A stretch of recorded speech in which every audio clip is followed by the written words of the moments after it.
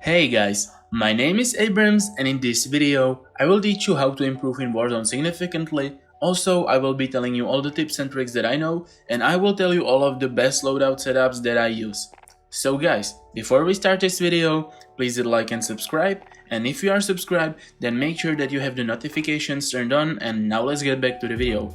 So, the first thing right before you start playing Warzone is to adjust some settings according to the platform that you play on. So, if you are on PS4 or you are on Xbox One, then go to your settings, go to account and go to the crossplay and disable it. Now, if you are a PC player, keep it enabled and let me tell you why. It is no secret that aiming on PC is way easier than on console, and when you play Warzone you can clearly tell who is using controller and who is using a keyboard and a mouse, because their aim will be way superior. So, if you want Warzone to be more fair for you on console, then disable it, and whenever it asks you to turn the crossplay back on, then press no and play with crossplay disabled all the time. Another settings that I think can help you out is the map shape. Now, the default will be a circle, but you can switch it to a square map, which shows you more of your surroundings, and I think it is way better than the circle map because it lets you see more. After that, all the other settings will differ player from player, but in general, I would suggest a low sensitivity because it can greatly increase your aim, and I would switch marking button to R1 if you don't have it that way. Okay guys, after you have done all of that, then you need to set up a class. Now, I have my favorite class that I'm going to show you. Well, more like two classes, one with ghost and one without. Now, with the first loadout that I pick, I choose my class with an overkill, and then if I manage to get another loadout, I switch to a class with ghost and I take my weapons from the previous class. That way, you can have two primary weapons and a ghost perk at the same time. So, the classes that I'm using are these. My first class I go with the M13 and HDR, and for my ghost class I have an MP5 and a Strela. Now you can either have RPG or Joker, basically whichever launcher you like. Now when I switch to my ghost class, I pick up the weapons that I will be needing for the situations that I'll be in. So if I'm up for a long range situation, then I keep my M13 and the HDR, but for close range, like really close range inside of the building, I might take the MP5 and the Strela or the RPG. And the attachments that I'm using for these weapons are as ghosts. So for the M13, I'm using the monolithic suppressor, I'm using the Tempest marksman barrel, I'm using the Merc foregrip, and I'm using the 50 round magazine and the Cronen C480 Pro optic, because I think this is the best optic for M13 and it helps me out a lot. Now, for the HDR, I will be using monolithic suppressor. Now guys, monolithic suppressor is the best attachment in Warzone. You should probably use it on every weapon that you have because it increases the range and it increases the damage range, and also it silences your weapon so no one will be able to see your mark on the minimap. Next thing I'll be using on the HDR is the HDR Pro barrel, which is the best barrel for this gun. Next, I will be using a tech laser, F-Tech Stalker Scout stock, and I will be using the perk fully loaded. Now guys, I am using this perk because when I play with my teammates, not everyone has this perk, and if they don't have the perk, then I can drop them all the sniper ammo before I picked up this weapon, and whenever I pick up this weapon I will get all the ammo, so I can just throw the remaining ammo to my friends before I pick up this weapon, and that way we all have ammo for the sniper.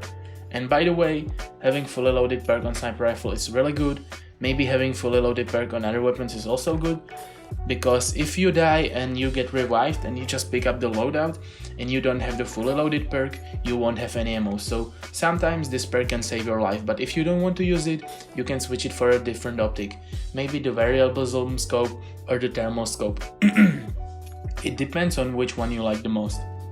Okay guys, and for the MP5, I'm using the monolithic integral suppressor, I am using the tac laser, I am using the operator foregrip, 45 round magazine, and also I am using the fully loaded perk. Now guys, you can probably switch the fully loaded perk for the sleight of hand, but I'm sticking to the fully loaded perk just because it can save you sometimes. Okay, and then I'll be using the Strela.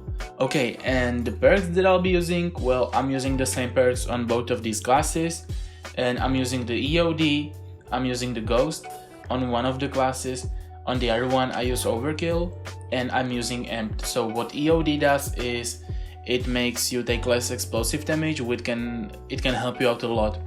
And the Amped perk, it makes you switch your weapons faster, so that helps you out a lot, especially when you're carrying a sniper rifle and another weapon. And for the lethals, I would go with C4, and for the tactical, I always make sure that one of our teammates has a heartbeat sensor, but you probably don't need your whole team to have a heartbeat sensor, so you can take smoke grenade, snapshot grenades, or whatever tactically you like the most.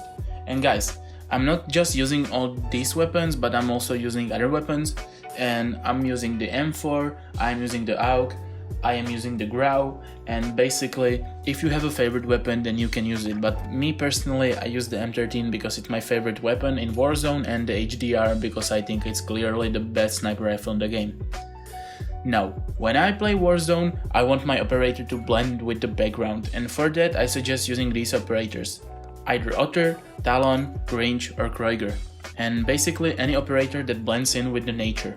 You can definitely use weapon camos to match your operator skin if you don't want your weapons to shine with bright colors. It might actually help you sometimes when the zone is in a less populated area, like the military base, the farmland or the dam. Okay, and now we go to the gameplay itself. So, I personally suggest landing in a less populated location or in an location that you know well.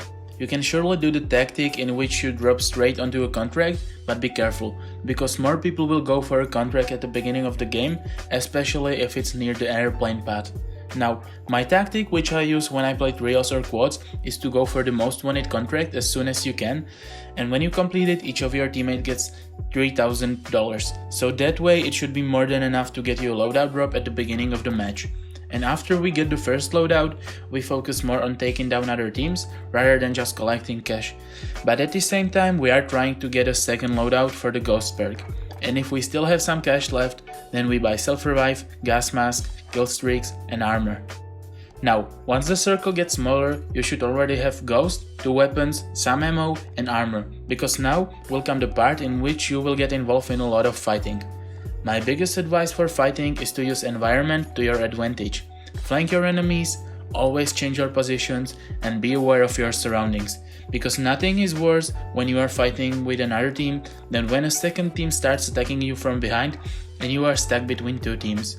Overall, this stage of the match is a lot about skill and experience, but you can make up for it by strong team play. I would suggest playing with the same squad all the time, so you will know what you can expect from them when you encounter an enemy squad, and also that way your communication with them will improve significantly. When you get to the few final circles, it is the time when you should start taking things more slowly. Try to get your team into a good position for the final circle, and just stay alive. Use all your kill streaks, tacticals, lethals and field upgrades, and always remember that having a better position than enemy is the key to winning Warzone. Okay guys, and that's all for today's video. I'm sure that when you will implement some of these tactics, you will get more wins and overall you will have a better experience than other people playing Warzone. Now, let me know in the comments if you have any tips or tricks to get better in Warzone that I didn't mention in this video, and if you liked this video or found this video helpful, then hit a like and subscribe. And thank you for watching and bye.